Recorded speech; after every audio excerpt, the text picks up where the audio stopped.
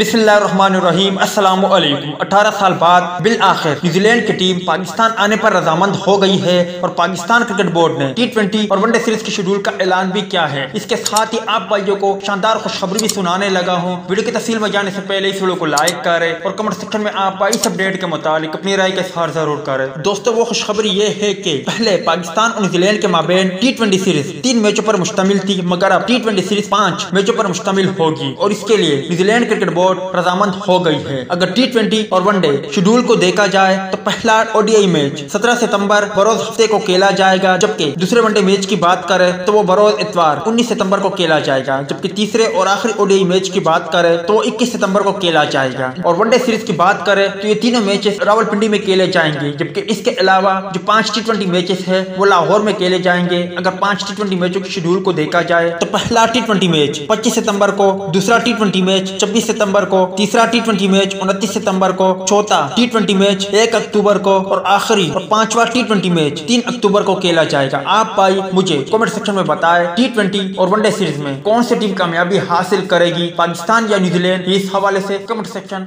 आपके कमेंट्स का मुंतजर रहेगा।